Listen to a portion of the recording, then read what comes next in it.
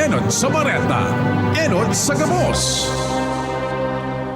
Ang DCGB, miyembro kan KBP, kapisanan ng mga broadcaster ng Pilipinas, ang oras niya to mga tugang alas 12:02. Ipinipresentar kan Radyo DCGB ang kabilugan kan mga baretang kinalap kan pinagsarong puwersa kan News Center asin Mega Force Patrol. DCGB Bareta alas 12. DCGB Bareta alas 12. Mga pinakahuring pangyayari sa Kabikolan, sa nasyon asin ibang parte kan kinaban. Ibabareta na ngunyan. DCGB Bareta alas 12. Ngunyan ang sa inyong tagapagbareta. Diyos maray na udto sa Indogabos mga tugang ngunyan na aldawnin Martes, Agosto 12, 2025. Ini ang Bareta alas 12. Kami po ang sa indong mga tagapagbareta. Ako po si Jasmine Baloloy. Ako man po si Bert Nunez. Headlines kan darakulang mga bareta sa lado lokal, 27 persona sa rehiyon Bicol kumpirmado sa helang na lung fluke disease sigun sa DOH Bicol. Kaso nin animal bite sa rehiyon Bicol uminabot na sa sobra 24,000 sa enot na quarter kan taon sigon sa DOH Bicol. PNP Bicol na kumpiskar ang sobra 153,000 pesos kantidad nin shabu sa sarong aldaw na operasyon kasuhapon. Maabot 3 milyon pesos kantidad nin pinagtutubudang shabu na kumpiskar kan PNP Bicol sa sarong simanang operasyon. Sa lado nasyonal, Kamara de Representantes handa nang akuon ang 2026 proposed national budget. Hirit na pisong provisional increase formal nang naisumitir ka nagkaperang transport group sa LTFRB. Department of National Defense sa giraray nanindogan sa makusog na posisyon kan Pilipinas sa West Philippine Sea. Ika-124 na Police Service Anniversary papanginota ni PBBM. Sa ibang nasyon, Turkey, yinugyog nin magnitude 6.1 na linog sa Roangadan 29 ang irido. Baretang Sports, Pinay tennis star Alex Yala balik ensayo na para sa pagsabak niya sa US Open. Iyan po ang headlines, ngunyan sa mga detalyes kan mga bareta. Ang baretang ini hatod sa Indukan. Plemex for Kids. Mommies, agapan agad ang ubo at plemang nakabara. Pambatang lagundi. Plemex! Nasa 27 ang kumpirmadong positibo sa helang na Paragoniasis o mas midbid na lung fluke disease sa bilog na rehiyon Bicol kan Hulyo ngunyan na taon sigun sa Department of Health, Bicol Center for Health Development o DOH Bicol CHD. Sigun sa ahensya, nasabing helang kausanin parasitic flatworm na nagtitinir sa baga, asin pwede ining kumalat sa balat, utak, asin iba pang organs kung dai maagapan. Sigun man kay DOH Bicol Medical Officer 3 Dr. Xavier Vallejo, ang lung fluke disease, sarong neglected tropical disease na napagkakamalang tuberculosis dahil sa magkaparehong sintomas. Dagdag pa kan opisyal na ang parasite na itatransmit sa paaginin pagkaonin hilaw o undercooked na kasag, crayfish asin shellfish na may laog na larvae. Katakod kay ini mahigpit ang patanid kan DOH Bicol sa publiko na ibitaran ang pagkaonin hilaw o undercooked na kasag, crayfish, shellfish o anuman na hilaw na freshwater crustaceans asin magkonsulta tulos sa doktor kung may mamatean na sintomas para sa magkakanigong diagnosis asin medical na atensyon. Ang baretang ini hatod sa Indukan. Artisan Joint Supplement. Bumabagal ang galaw dahil sa joint pain at arthritis. Mag-Artisan. Nairehistro kan Regional Epidemiology and Surveillance Unit kan Department of Health Bicol Center for Health Development o DOH Bicol CHD ang 24,914 na animal bite cases sa bilog na rehiyon Bicol sa enot na quarter kan taong 2025. Sigun kay DOH Bicol Rabies Prevention and Control Regional Program Manager Dr. Javier Vallejo na alagad 100% fatal and rabies, 100% man ining kayang maibitaran, kung kaya mas pigpakusugpaan pangapodan kan ahensya manungod sa responsible pet ownership, mandatory vaccination kan mga alagang hayop, asin an pagmantinir, nin marhay na palibot sa mga hayop asin sa publiko. Katakod kainipig inganyarman kan DOH Bicol an publiko na o na magpatudok nin mga anti-rabies vaccination sa mga DOH certified animal bite treatment centers as in animal bite centers tanganing masiguro na ligtas as in epektibo ang mga ini.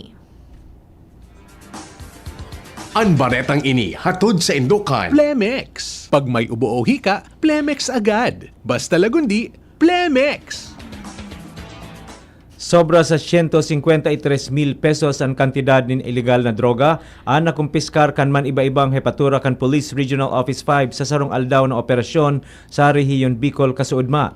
Sigun kay PRO5 Acting Regional Director Nestor Babagay Jr., ang kantidad resulta kan ginibong 5 operasyon kung saan arestado ang 5 persona asin nakumpiskar ang 22.5 gramo nin shabu. Apera kay ini kasabay kan mas pinakusog na anti-criminality operation kan ahensya. Narestado man ang sarong wanted person sa sarong operasyon na ginibo kan mga personahes kan pulisya. Ang baretang ini hatod sa Indukan. This news is brought to you by Actimed Quality Generics. Isang pangalan, singbisa ng maraming branded. Actimed Quality Generics. Maabot sa 3 milyon pesos kantidad nin pinagtutubudang shabu. Ana kumpiskar kan mga otoridad kan Police Regional Office 5 o PRO5 sa ginibong mga operasyon po Agosto 4 sa Kudjes ngunya na taon. Sigon kay PRO5 Director Brigadier General Nestor Babagay Jr. sa nasabing durasyon, naarestar ninda ang 32 na suspect kung saan anum digdi, ang high value targets, 22 ang street level pushers as in 4 ang newly identified suspects na sangunya nasa irarom nanin investigasyon. Apara kaini na kumpiskar kan mga operatiba kan PRO5 ang sobra 440 gramo nin shabu o pinagtutubudang shabu as in may totalmenteng standard drug price value na maabot sa 3 milyon pesos. Nagpaluwas nin Travel Advisory ang Department of Public Works and Highways o DPWH Bicol sa Bao, Camarines Sur poon Agosto 14 sagkod Agosto 23 katakod kan selebrasyon kan Kamuy-an Festival 2025 as in 435th Foundation Anniversary kan lugar. Sigun sa abiso, sarado ang dalan kan Municipal Hall pasiring sa Anjena Trading sa Bao, Iriga City, Nabua Road sa nasabing durasyon kung saan pig-abisuhan ang mga motorista na mag-agi sa alternatibong rota. Para sa mga magian na behikulo, posibleng agihan ang La Medalla, San Vicente, Bao Bypass Road, vice versa mantang sa mga magagabat na behikulo, bukas ang Maharlika Highway, Nabua Iriga City Road, vice versa. Ang baretang ini hatod sa Indukan. Red Horse Super, ang shot ng tropa. Planong magibo nin asosasyon ang mga quarry operators sa probinsya nin Albay. Iniyan ipighera sa entrevista kan DCGB News ni Attorney Erickson Flores, sarong pribadong abogado kan sarong quarry operator kan nasabing munisipyo. Sigon kay Attorney Flores, initanganing masiguro na may tamang representasyon sa sangguniang bayan an asosasyon. Asin sarong paagi ini tanganing maiboses ang saingdang mga concerns sa mga magkakanigong autoridad. Dagdag pa niya na mayoriya sa mga quarry operators sa probinsya ang nagpahiling nanin interes na magpartisipar sa nasabing asosasyon. Naresibikan gobyerno probinsyal kan Albay ang Regional Kabalikat Award hali sa TESDA katakod kan selebrasyon kan ika-31 anibersaryo kan ahensya kan nakaaging aldaw. Sigun kay TESDA Acting Regional Director Mariglo Sese, ipigrekognisar kan pagmitbid ang makusog na partnership kan probinsya nin Albay sa TESDA pati na ang mga espuersos kaini sa advanced technical and vocational education and training. Sa mensahe man ni Albay Governor Noel Rosal, tinawan doon kaini ang importansya kan inobasyon asin adaptabilidad sa pagtaon edukasyon asin livelihood opportunities. Piglalao man kan opisyal na makakuha ang probinsya ni National Award sa mga masunod na pagmidbid katakod kan mga naresibi kaining mga rekognisyon. Padagos na pinagigibungon niya na aldaw ang plate distribution sa LGU Covered Court, Castilla Town Hall, asin Kumadkad, Castilla, Sorsogon para sa mga may tagsadiri nin motor na may plate backlog poon taon 2017 pababa. Sigun sa Land Transportation Office o LTO Bicol, ang aktibidad madurar sa good alas 5 nin pagkahapon ngunya na aldaw. Abilableman sa nasabing aktibidad ang mga toda na may plate backlogs poon taon 2014 sagkod taon 2017. Tanga ni makuha ang plaka, magdarasa na ang registered owner nin latest na ORCR as in valid ID, mantang kun representante ang makuha, darhon ang ORCR, authorization letter as in registered owner as in representative valid ID.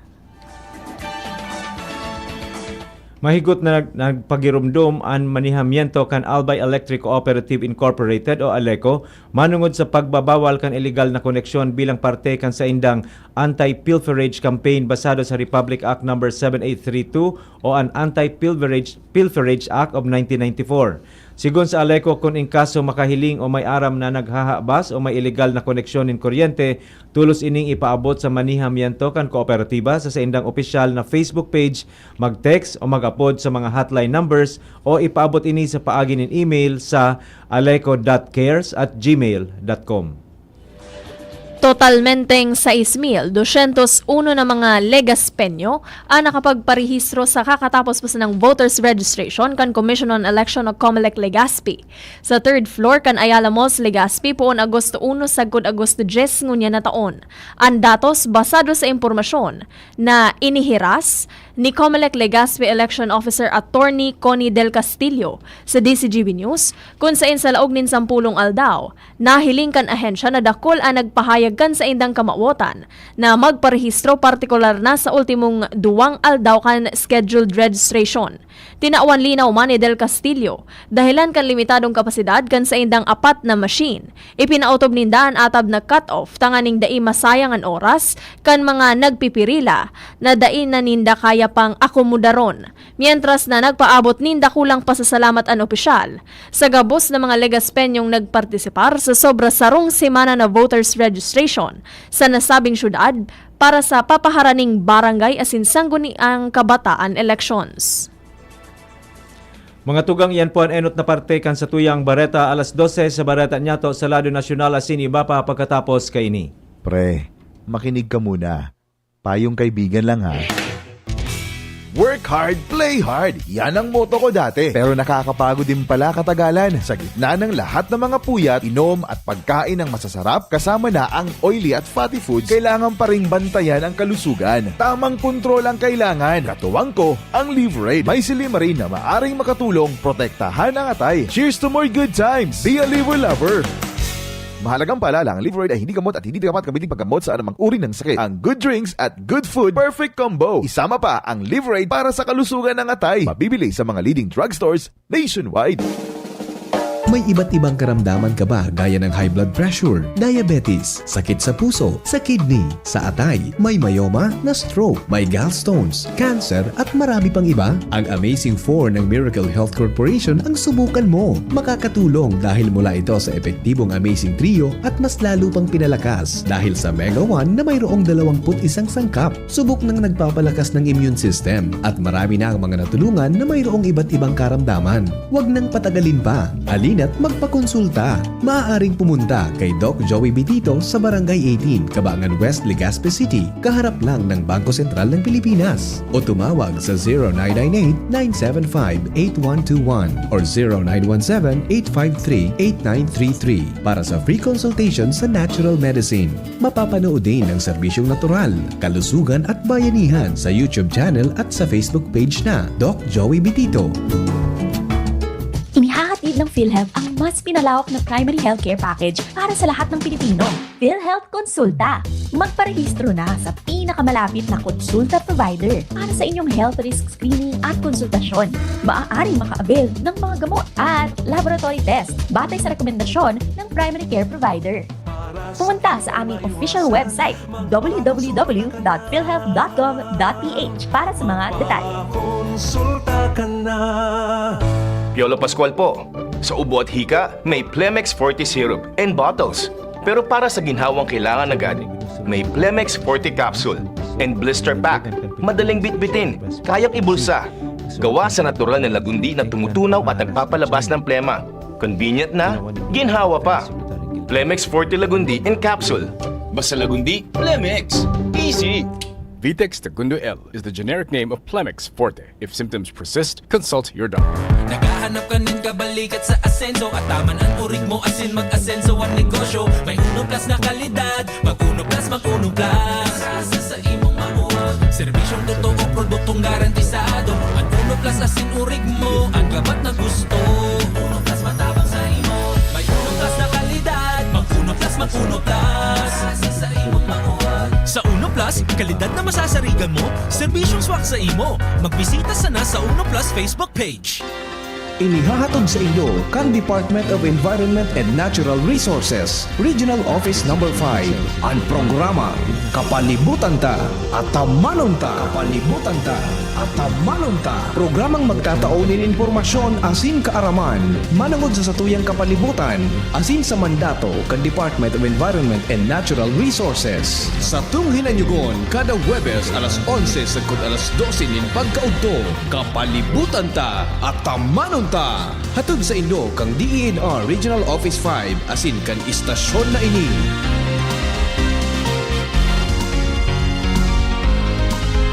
It's time to supercharge your savings at the Metro Appliance Blast Sale. Running from July 25 to September 7. Score up to 50% off on selected appliances and electronics. And with up to 12 months installment using major credit cards, MRC card holders. There's an exclusive treat for you. A minimum single receipt purchase of 10,000 pesos at the appliances and electronics department and get a Caribbean electric glass kettle 1.7 liter for 199 peso. Valid from Fridays to Sundays only. Per DTI Fair Trade Permit Number FTEB 228674 Series of 2025. Balik po kita sa Bareta alas 12 para sa mga detalyes kan mga Bareta sa Lado Nasyonal asin Ibapa. Handa na ang House of Representatives para sa formal na turnover kan propwestong 2026 National Expenditure Program o NEP gikan sa Department of Budget and Management o DBM. Ini ang sinabi ni House Secretary General Reginald Velasco matapos ang pagtiripon kan mga opisyal kan Kamara asin mga representante gikan sa DBM.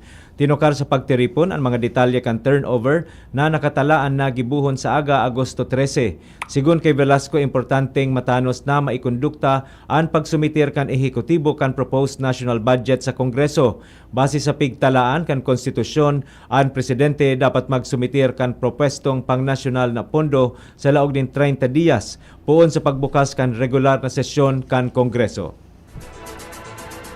Formal nang pigsumitir sa Land Transportation Franchising and Regulatory Board o LTFRB kan nagkapirang transport group ang sa indang verified motion na nagahagad na ipautob ang pisong provisional increase. Sa 17 pahinang motion kan grupong pasadang Mazda al Todap asin Fedjodap. Nagaapilar sinda sa LTFRB na tugutan na makasingil sinda nin pisong dugang na pamasahe. Ini sa tao kan daing patod na pagitaas kan presyo nin mga produktong petrolyo.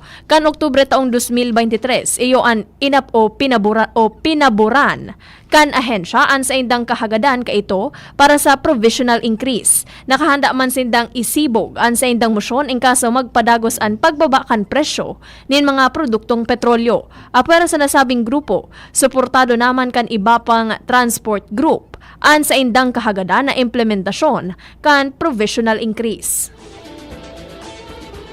Sa giraray na ibinusol kan Department of National Defense ang makusog na panindogan kan Pilipinas sa isyu kan West Philippine Sea.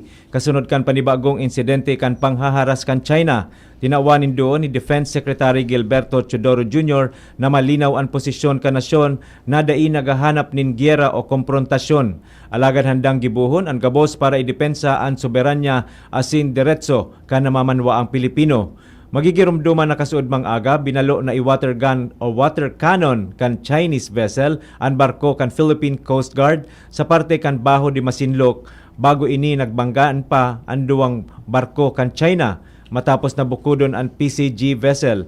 Siniguro man kan DND na kaibahan ini kan presidente sa misyon na idepensa ang nasyon asin dai no arin man matalikod sa trabahong ini. Pahayag pa ni Teodoro na dai magpapasiil ang mga Pilipino.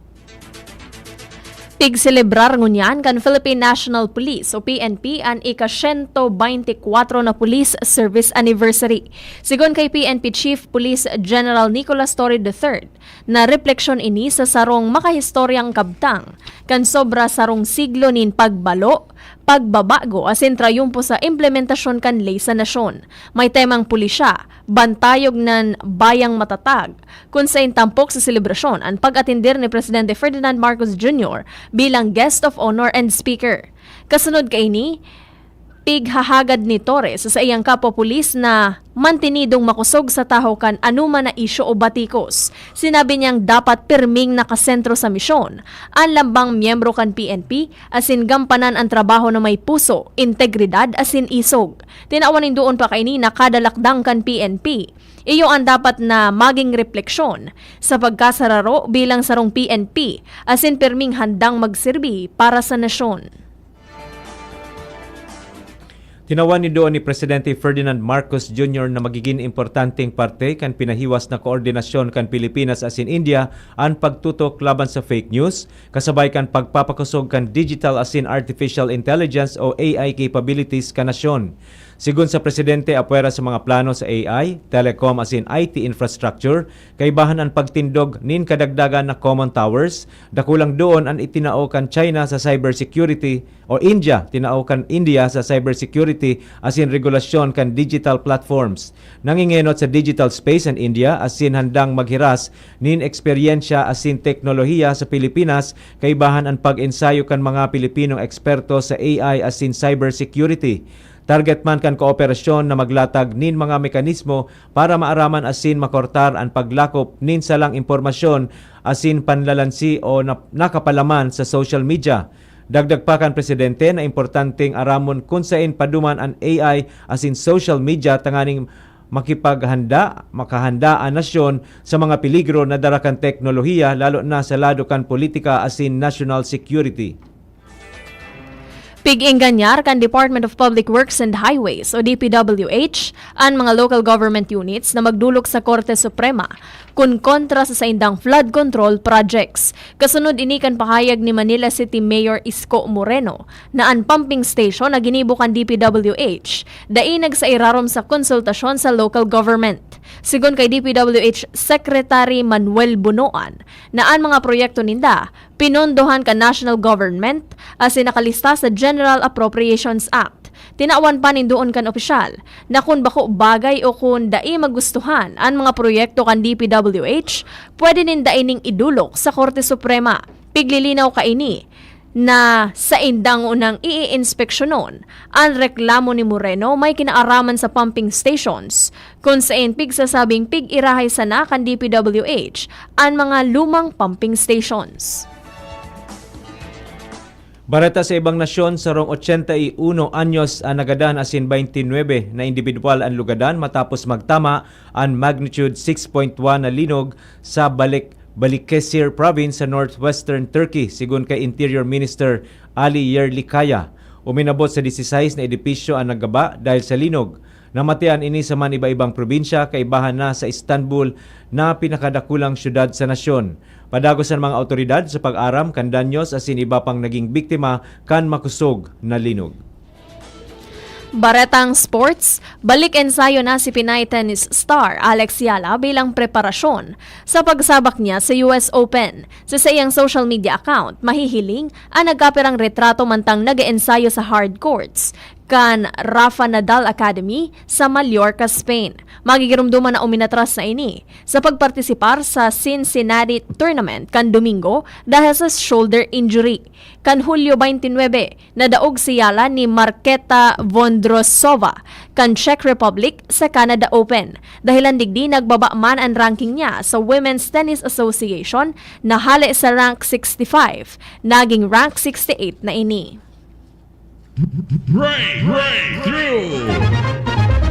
Naimbento kan sarong Dutch company na Flowbeams ang sarong injection system na day na kaipuhan pa nin dagom tangani makapag-inject sa sarong pasyente. Ang nasabing ineksyon nagagamit nin laser to heat liquid na nagpapaluwas nin halangkaw na velocity nin liquid microjet sa balat kan tawo. Ang manipis na microjet pinagigibo ang proseso kan pag-ineksyon na dai makakamati nin kulog ang pasyente kumpara sa tradisyonal na ineksyon. Istoryang naiiba. Sarong halangkaw na sunflower na may langkaw na 30 feet as in 7 inches na nakakuanin bagong Guinness World Record na tinanom kan sarong lalaki sa Indiana, USA. Ang sunflower, pinangaranan na Clover as in tagsadiri ni Alex Babish kan Fort Wayne kung saan nalampasan kaini ang current world record holder na 30 feet and 1 inch. Bako ini ang pinakaenot na beses na nagbalo si Babish na malagpasan ang world record. Sigun sa iya, tulong dekada na nindang pigbabalo, makuha ang nasabing record. Flashback. Ngunya na aldaw Agosto 12 taon 1887 na establisir ang paagi o sa paagi nin Royal Decree ang Museo Biblioteca de Filipinas na nagresibi o nagserbi bilang pinakaenot na combined museum as in library kan Pilipinas. Formal ining binuksan kan Oktubre 24 taon 1891 sa Intramuros na may sobra sang gatos na volumes. Sa pamamayo ni Director Julian Romero, inilipat ini sa Quiapo bago i-abolish kan taon 1900 dahil sa American occupation. Ang institusyon ang pagkukonsiderar na precursor kan National Library asin kan National Museum of the Philippines. Mga tugang iyan na po ang kabilugan kan sa tuyang alas 12 mga bareta tinipon asin kinalap sa DCGB News Base. Sa pangaran kan mga nagsurat kan bareta na pinamamayuhan kan sa tuyang News Manager and News Director Sir Mar de la Cruz, kay ba si Miss Nicole Gloriane, Social Media Writers Miss Jenny Matthew Balyaran, Miss Shara May Leron asin Mr. Jimos Barrios, sa lado technical katuwang tapo si Chief Ramir Tanay asin si Mr. Jerome Nico Martinez ang sa tuyang IT. Sa ngaran po kan bilog na tropa, kan Mega Force Patrol asin sa pangaran kan mga nag-aantabay sa DCGB News Facebook page, DCGB YouTube channel, DCGB Live app asin sa 729 kHz sa pihitan kan sa indong mga radyo. Kami po ang sa indong mga naging tagapagbareta. Sa pangaran po ni Ma'am Gina Ritterly, ako po si Jasmine Baloloy. Ako man po si Bert Nunez. Abangan po ang masunod na programa, Iskaramusa with Miss Angel Mostaza. Always number 1. Always DCGB Bareta alas 12. Salamat po. Sa indong nadangog, ang mga dalakulang bareta ngunyan na aldaw. Ang tabayan ng giraray sa aga, ang sarupang edisyon kan DCGB Bareta alas 12. Abangan ang masunod na programa. Tagustabi ka mo sa Legazpi. Land of brave hearts, bright smile, and the biggest celebration of who we are. Ibalong Festival. It is not just what you see, it's what you feel. The rhythm in our streets, the warmth of our people, and the hero in every Bicolano you'll meet. Ibalong lives in how we stand strong, how we celebrate life, and how we show the world what it means to be a Bicolano.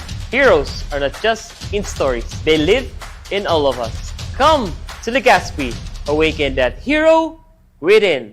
This year's celebration is bigger, brighter, and bolder than ever. Opening fireworks display, Ibalong Exhibit, Art vs. Cancer, Shades of Strength, Ibalong Agri Trade Fair, and Beer Plaza. Grand Opening Parade, Ibalong Festival Boxing Competition, Eucharistic Mass, and Ibalong Opening Concert.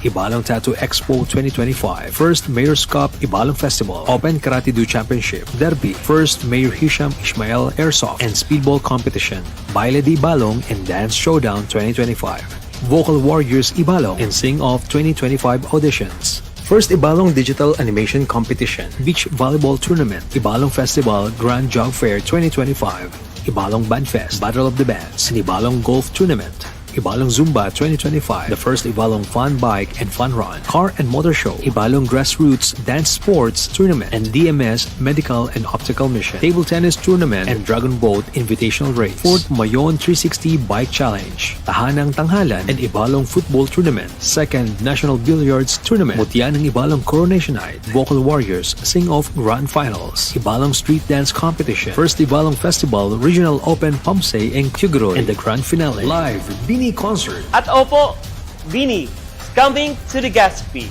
Kaya, don't miss it! From August 1 to September 6, feel the beat, taste the culture, live the legend, street parades, pageants, concerts, food, and adventure. Ibalong Festival 2025.